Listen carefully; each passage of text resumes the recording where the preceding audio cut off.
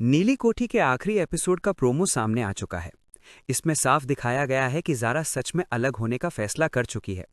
पहले तो लगा था शायद ये कोई सपना होगा, लेकिन कहानी अब इसी मोड़ पर आ खड़ी हुई है।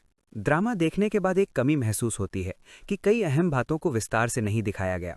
अगर अतीत की घटनाओं को थोड़ा खुलकर पेश किया जाता, जैसे अकबर अली और उनकी बेगम के बीच असल टकराव क्या था, बेटियों ने पिता के साथ जाने से इनकार क्यों किया, तमकन्नत से उनका रिश्ता कैसे टूटा और नीलोफर से निकाह किन हालात में हुआ, तो कहानी ज्यादा मजबूत और तर्कसंगत लगती। फिलहाल तो माहौल ऐसा बन गया है जैसे नीली कोठी खुद मनहूसियत की प्रतीक बन गई हो। दूसरी तरफ ज़ारा अपनी इज्जत नफ्स पर समझौता करने को तैयार नहीं। जद ने उस पर इल्ज़ाम लगाया कि उसने जायदाद की चाह में मोहब्बत का नाटक रचा। ये बात ज़ारा के लिए असहनीय थी।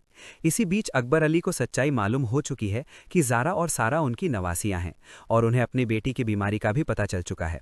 हैरानी की बात यह है कि अब तक वे मिलने नहीं गए, हालांकि अंतिम कड़ी में उनके जाने के संकेत मिलते हैं, क्योंकि शहीर की वालिदा अस्पताल में नाजुक हालत में है। शहीर ये खबर ज़ारा तक पहुंचाता है और वो फौरन बेचैन हो उठती है।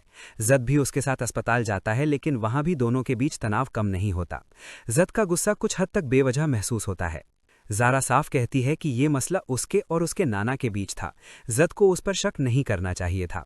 जिस घर से उसकी मां को अपमानित होकर जाना पड़ा, वहां के लोगों को अपनाना उसके लिए आसान कैसे होता। इसके बावजूद जद उल्टा उसी पर सवाल उठाता है और कहता है कि उसने अपने बरों का अंजाम देख लिया है। इस पर ज़ारा डटकर जवाब देती है कि वो अपना फैसला कर चुकी है और अब पीछे नहीं हटेगी।